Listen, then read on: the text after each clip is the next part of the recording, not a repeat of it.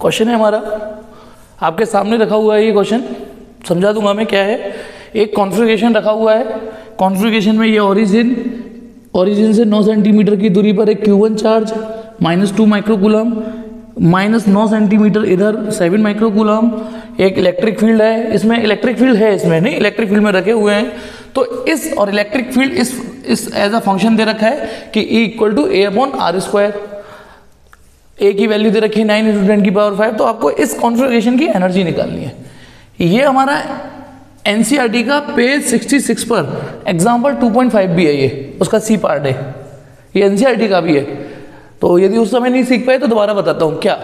देखिए इसमें कॉन्सेप्ट क्या लगेगा, यदि आपका एक सिचुएशन पता हो, जैसे ये इलेक्ट्रिक फील्ड है और एक अकेला चार्ज रखा हो, इलेक्ट्रिक फील्ड में चार्ज, तो एक फॉर्मूला याद होगा, उसमें पोटेंशियल एनर्जी होती है QV। जब कोई Q चार्ज V पोटेंशियल में रखा हो, तो उसकी पोटेंशियल एनर्जी होती है QV। ठीक है, चलिए मान लो ये एक अलग सीन हो गया, इसको नाम मैं Q1 लिख दूंगा तो ये Q1 हो जाएगा। ठीक, और मान लो दूसरा फिगर देता हूं, और वो अलग कॉन्फ़िगरेशन भी हो सकता है। सपोज करो ये Q2 चार्ज रखा हुआ है, अलग है ये, अलग, तो इसकी पोटेंशियल एनर्जी क्या होगी, Q2V, और पोटेंशियल अलग अलग हुआ तो Q1 V1 Q2, इसकी अलग पोटेंशियल एनर्जी होगी, इसकी अलग होगी, ये दो अलग सवाल हो गए। लेकिन सवाल ये है कि यदि इसको प्लस इसको जोड़ के दोनों को एक ही इलेक्ट्रिक फील्ड में रख दिया जाए, ठीक है, दोनों को, अब इस कॉन्फ़िगरेशन की पोटेंशियल एनर्जी क्या होगी ये पूछा है।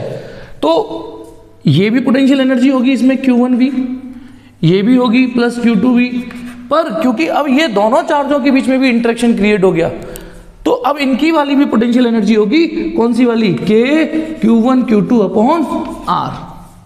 समझिएगा, इमेजिन करो, एक बार फिर से बताता हूं, यदि ये इलेक्ट्रिक फील्ड में ना हो, ये इलेक्ट्रिक फील्ड में ना हो, ये दो चार्ज केवल ऐसे रखे हो, तो ये वाली पोटेंशियल एनर्जी तो होती है ही ना दो चार्जों के बीच में, Q1 Q2/R। तो यानी जब ये दो चार्ज किसी और तीसरे के इलेक्ट्रिक फील्ड में रखे हो, ऐसे समझिएगा, ये दोनों एक दूसरे के इलेक्ट्रिक, जब ये फिगर होता है, ये क्वेश्चन होता है, तो हम केवल ये फॉर्मूला लगाते हैं। इस सिचुएशन में ये दोनों एक दूसरे के इलेक्ट्रिक फील्ड में रखे होते हैं और यही पोटेंशियल एनर्जी होती है। लेकिन ये किसी तीसरे के इलेक्ट्रिक फील्ड में रखे हुए हैं, तीसरे के, तो फिर इसमें इंडिविजुअली इस इलेक्ट्रिक फील्ड वाली भी पोटेंशियल एनर्जी होगी और इसमें भी ये वाली पोटेंशियल एनर्जी होगी जो मैंने यहाँ समझाई, तो इसमें ये फॉर्मूला लगेगा। तो बस लगाते हैं। अब यहाँ हमें पोटेंशियल तो दे नहीं रखा, ठीक है, हमें चार्ज दे रखे हैं Q1 Q2, उनके बीच की दूरी 18 सेंटीमीटर है, तो ये वाला फॉर्मूला तो बड़े इजीली लगा लेंगे हम। फिर हमें Q1 Q2 पता है, लेकिन इनका V तो पता नहीं है, तो कोई बात नहीं, V भी बताएंगे।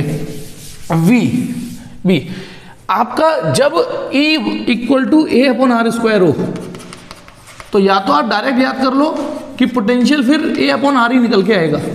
जिस फंक्शन में इलेक्ट्रिक फील्ड इस तरीके से वेरी करे उसमें पोटेंशियल ऐसे होता है। जैसे आपको एक एग्जांपल बताता हूं, इलेक्ट्रिक फील्ड KQ/r² जब होता है पॉइंट चार्ज के लिए, तो इलेक्ट्रिक पोटेंशियल KQ/r होता है। इलेक्ट्रिक फील्ड जब KQ/r² होता है पॉइंट चार्ज का, तो पॉइंट चार्ज का इलेक्ट्रिक पोटेंशियल KQ/r होता है। तो ऐसे मान लो कि इन्होंने KQ को A बोल दिया है, बस KQ को A बोल दिया है, या तो ऐसे समझ जाओ, या फिर थोड़ा डिटेल में जाना है तो एक डिटेल में बता देता हूं। आपका E = -dV/dr होता है, तो dV किसके बराबर आ गया, -E dr। यदि electric field as a function A/r² का फंक्शन है तो dr, तो यदि आप पोटेंशियल की जनरल वैल्यू निकालोगे इंटीग्रेट करके, तो वो ऐसे निकलेगी, A बाहर आके क्योंकि कांस्टेंट है, तो V माइनस, अब इसका इंटीग्रेशन आप करके देख लो, A की जगह A, इसका इंटीग्रेशन आएगा -1/r इस पूरे का, तो भी तो V = A/r आ रहा है। तो अब इस फॉर्मूले को भी यूज करना है हमें। तो चलिए स्टार्ट करते हैं कि इसमें, तो बताइए इस सिस्टम की पोटेंशियल एनर्जी क्या लगेगी, Q1V प्लस Q2V2, ऐसे समझ लो, प्लस Q1 Q2/r, ये लगेगी। चलो तो पहले ये वाला पोर्शन कैलकुलेट करते हैं, Q1 और V1 क्या फॉर्मूला लगाना है हमें, A/r। तो A/ जो भी दूरी है, अब वो दूरी 9 सेंटीमीटर ही है, यानी R ही लिख देते हैं। दूसरा Q2, ये Q2, पोटेंशियल A/, यदि R' होता तो R लिख देता, लेकिन वो डिस्टेंस तो सेम ही है बेटा, डिस्टेंस ये भी 9 सेंटीमीटर है, डिस्टेंस ये भी 9 सेंटीमीटर है, इसलिए यहां पे आर आर डैश लिखने की जरूरत नहीं पड़ी। और प्लस के Q1 Q2 अपॉन ये R12। इसमें कौन सी दूरी चाहिए, इसमें ध्यान रखना ये मैंने R लिख तो दिया है लेकिन इसमें हमें आपस की दूरी चाहिए होती है। चलो तो Q1 किसी को भी ले लेते हैं, चलो इसको ले लेता हूं Q1, ये -2 माइक्रो 10⁻⁻6, ठीक है। ए की वैल्यू 9 × 10⁵ और आर माने कितनी दूरी पर है, 9 सेंटीमीटर, 9 × 10⁻2 प्लस Q2 7 माइक्रोकूलम, 7 × 10⁻6। ए कहाँ गया, ए की वैल्यू 9 × 10⁵ अपॉन आर। दूरी तो बेटा 9 सेंटीमीटर ही है, डिस्टेंस है बेटा ये कोई, ठीक है। और प्लस ये तीसरा टर्म रहेगा ना, ये 9 × 10⁹ और Q1 कितना हो गया हमारा -2। अच्छा ये तो पता है ना, पोटेंशियल एनर्जी में जैसा चार्ज होता है वैसा साइन लेना पड़ता है। और Q2 है 7 × 10⁻6, एक -2 एक Q2 हो गया। और आपस की दूरी 18 सेंटीमीटर है, 18 × 10⁻²। तो आप इसे सॉल्व कर लीजिए। देखो 9 से 9 कट जाएगा, ठीक है, 9 से 9 कैंसिल हो गया, तो ये -2 बच रहा है ना, -2 पावर सॉल्व करेंगे तो -20, ये -20 हो रहा है।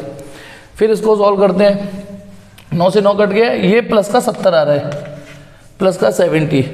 अब ये तीसरा टर्म रह गया, 9 × 18, 2 से 2 कट गया, ठीक है भाई, 9 × 18, 2 से 2 कट गया और